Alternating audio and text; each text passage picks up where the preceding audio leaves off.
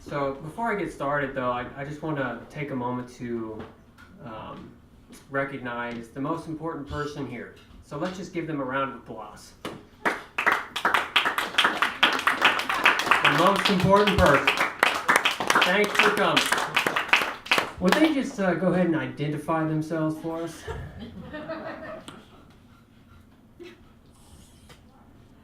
You're telling me the most important person's not even here?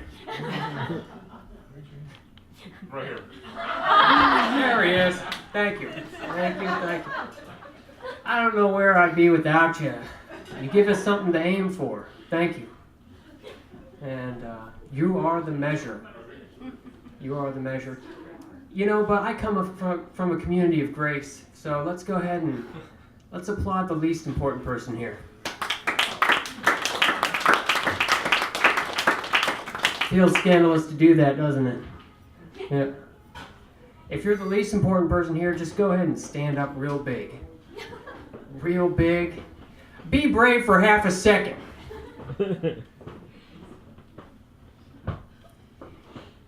Figures he wouldn't show. So, you're probably wondering why I'm here. I've been thinking about that question. Got a couple different answers. I think I'm here. Well, you're probably thinking he's here so we can laugh our butts off. But that would not be commonly decent. It's not good to show emotion in public. People need to have common decency and do that at home.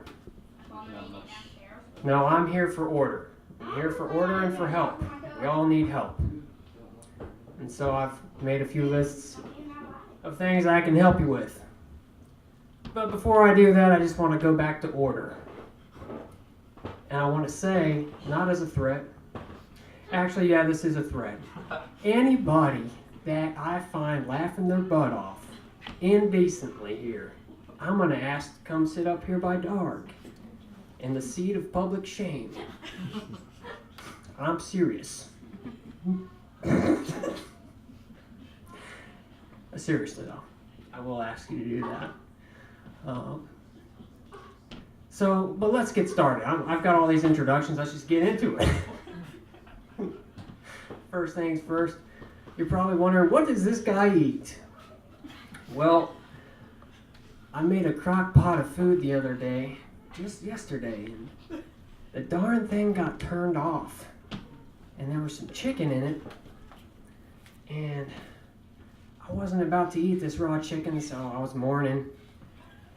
And I had this voice in the back of my head from my grandma. My grandma used to always say, you better eat that raw chicken, I don't care how raw it is, or I'll spin kick you in the buttocks. And so I got that voice in my head, and grandma just keeps saying, I'm going to spin kick you. Because grandma always liked her chicken medium rare. And so me and grandma, we disagree and we get into it. I'd say, Grandma, every time I eat your chicken, I feel like I'm gonna die. And she'd say, who are you to complain about my cooking? Get over here and you're all getting in line. I'm gonna spin kick you in the butt. And she had a wicked spin kick, and she'd just spin kick us down. And, it was all in good fun, except for the part that made her adamant and serious. But later on, I got into cooking myself, and I made her a nice dish of chicken and vegetables, and they were raw. And I put stuff in there that you're just not supposed to eat. Passed it on down, and she started to eat it, and she looked up and said, this is just raw chicken. And I said, yeah, that's for all the spin kicks. Doesn't feel good, does it? So, wow, that joke did not go well. You always have, you plan on how you think the audience will react. I thought that was my best joke. It's definitely my worst. Okay.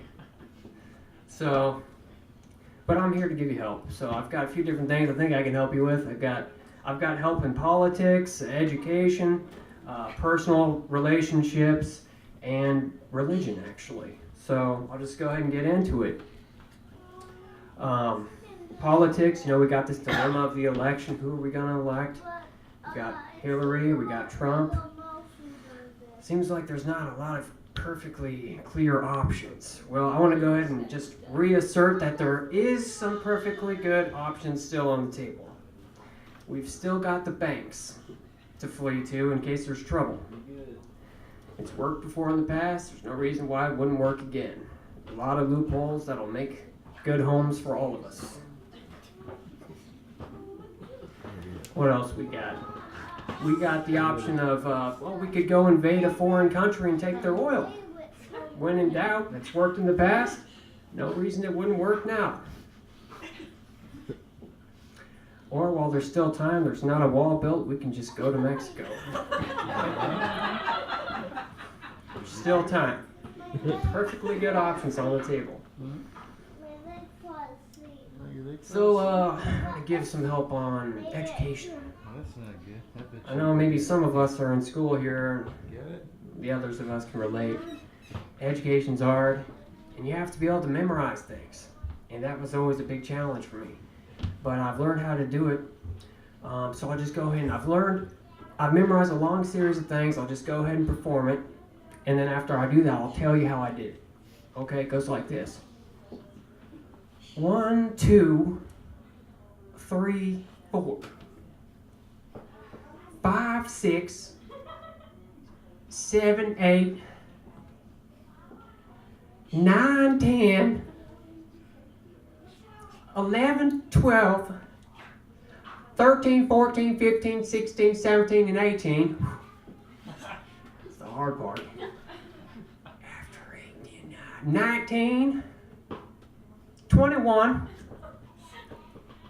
22, 23, 24, and 25. Thank you. Probably wondering how I did that. Well, I just studied it till I knew it. There's really nothing to it. Y'all can do it.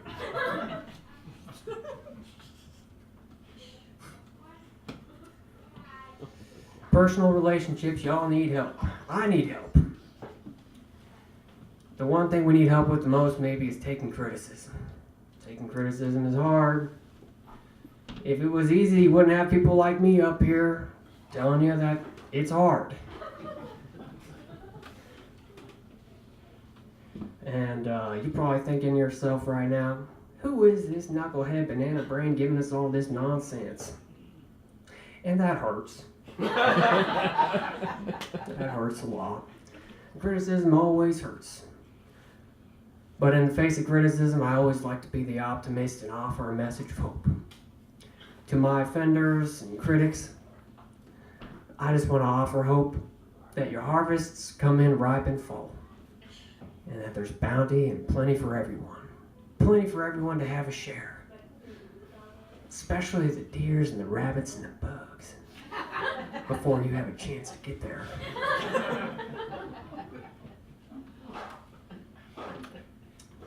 This last topic is the topic of religion. We need help there, don't we?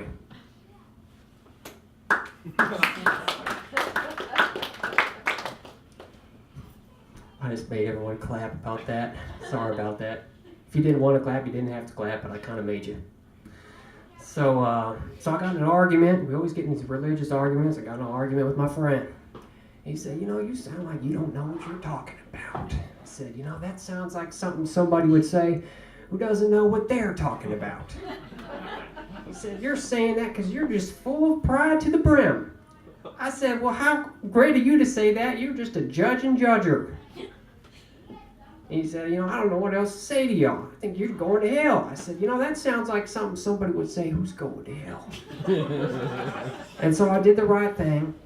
I bust out of there running to find me a couple witnesses, because in this situation, what you're supposed to do, you confront the person face to face. If they don't listen to you, then you go and you get a crowd of witnesses. You get 2 or 3.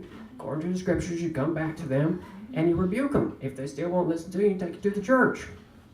And so I brought 2 or 3 witnesses, and I come to them and I say, "Excuse me, I'm in a situation here. I need to rebuke one of my friends." And they said, "Okay, maybe we could help." I said, "Are you Catholic or are you Protestant?" And they said, "He's Protestant." I said, "Great, come. And so we're sprinting. We're just running like madmen. Righteous knights just running through the city and come. And I see my guy coming, and it looks like he has 2 guys too. And so I call out from afar. I said, "I've got 2 witnesses here to rebuke you." And he says, "Well, darn, I've done the same thing. I've gone and got 2 witnesses here." I said, "Well, is they Catholic or is they Protestant?" He says, "We's Protestant." I said, "Okay. Well, what are we fighting for then? Why don't we just start an evangelism team? You just want to do that? Just let bygones be bygones. Let's just start us an evangelism team." So we're all gung-ho. We're getting ready to do our evangelism. But I asked him, I said, "I forgot to ask, is you Calvin or is you Arminian?" He said, "Yeah, I was Calvin. Yeah, I believe in fate and predestination, all that." And I said, "Oh, I don't know if I can work with that. Yeah, I'm a free choice kind of person. I believe in freedom, free will." And so we kind of got at this got at odds again here, and I said, "I think I just gotta sit down. I don't think I can forgive this." And so I sat down, and he sat down. He was having a hard time with it too, and we were just at an impasse. So I didn't really want to argue with him. So, but then a lady comes by, and she's a Muslim lady, and she's got a Buddhist baby in a stroller. And so the Muslim lady with Buddhist baby strolls on over, and I was just thinking to myself, what is the Muslim lady doing with the Buddhist baby? And I began to ask my friend, I said, "Do you think that's fate that she's coming by right now, or do you think that she made that choice?"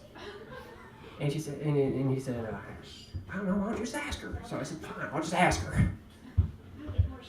"Excuse me, lady, are you here out of fate, or are you here because you chose to be here? What's going on?" And she's walked by, she says, "I feel like that question's a trap. I kind of was watching y'all, and you know what I think? I think y'all just need to forgive each other." And I said, "I'm sorry, I can't." "Yeah, my friend, he said I can't. I'm sorry, I can't do that." And she said, "Yeah, well, how do you plan on helping anybody if you can't even forgive each other first?" And then, in a rare moment of unity, me and my friend looked at each other, and we said, "That's ridiculous." And so what we did, we pushed the stroller over, and we went over and grabbed all the candy we could find, and we went to an auction house. We threw the candy in there for money so we could feed the poor. So we took all that money and got that money. The auction went well. The candy sold brilliantly. And we started ourselves an evangelism society, non-profit organization. This story goes on way too long. We started ourselves a non-profit organization. And what did we do? I promise I'm not making this up. Yeah, and it went well. It was bearing a lot of fruit. We started ourselves a class. It was a critical reversal evangelism class. So it was a class to make sure you can be right, appear to be right, and feel like you're right every time you get in a conflict with somebody you disagree with. And it's a way to secure that they feel poor and abandoned, and you always come out on top. So we took that little bit of candy. It's amazing what a little piece of candy can do. Change the world. From that little Buddhist baby. So, what is a Buddhist baby? Sorry. So you're probably wondering, well, man, this guy's got so much good help for us. So thankful this guy. Does he have a dark side? Well, let me tell you about the one sin I ever committed. When I was younger, I had a bird. It was a sun conner bird. Now, a sun conner, for all you who aren't familiar, is a bird that you get when you don't have enough money for a parrot, but you got more than enough money for some cockatiels. And I said, Lord, don't give me too much bird that I forget you, and don't give me not enough bird that I despise you. Just give me enough bird that suffices. And so I got this middle class bird, and his name was Chuckles. And over time, the term changed. We started calling him Chuck, and that developed into Charles. Became more sophisticated over time. Or at least that's what we were projecting on him. And the story doesn't end well. I just got sick and tired of Charles. I just didn't like it. And so I decided to give him away one day. And a lady comes over and picks him up, and we're putting him in his SUV, and he's looking at me like, does that with his eyes. And I didn't have anything good to say to him, so I just kind of closed the gate and just kind of, sorry, Charles, I just didn't want you anymore. It's just true. Life is tragic. Life is tragic sometimes. But that's not a sin. Giving away a bird, that's a blessing, right? So you're probably wondering, where's the sin that you committed? Well, the sin that I committed was that I enjoyed it.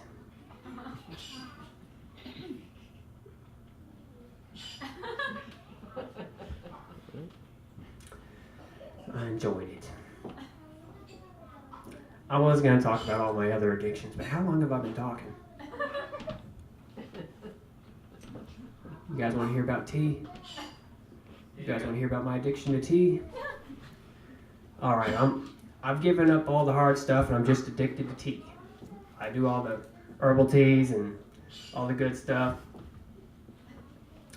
And it operates like an addiction, even though it's not a bad substance. So I've got teas in every part of the house. They're hidden. They're in places just to cure my anxiety in case I'm afraid I don't have a tea around at the time. Always got to have that fix. And I've been really addicted in my personality about the nutrition and such. I've got a tea for everything. I've got a tea for every part of the body, every state of the mind. And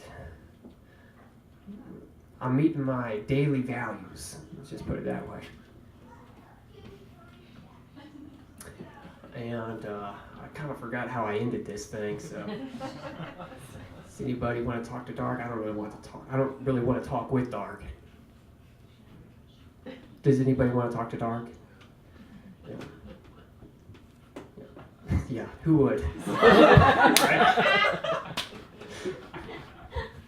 I guess I could tell a joke with Dark. Just one more joke, okay? One more joke, if I can remember. This is totally off the script.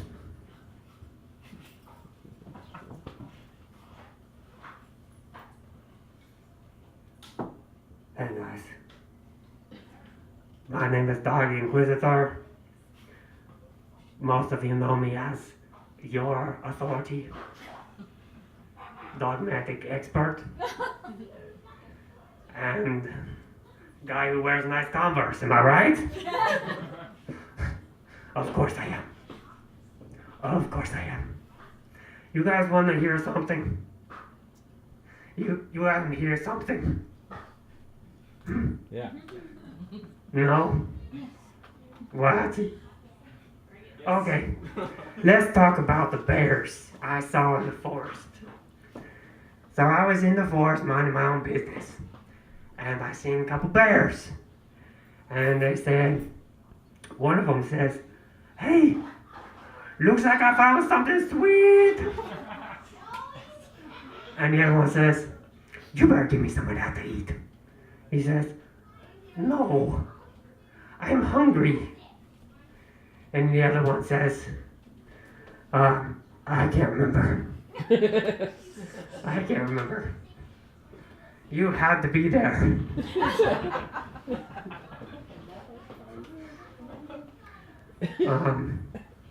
I'm still selling hashtags of meat shirts. If anybody needs one, if you're running low, just ask me. There's plenty. Thank you, everyone.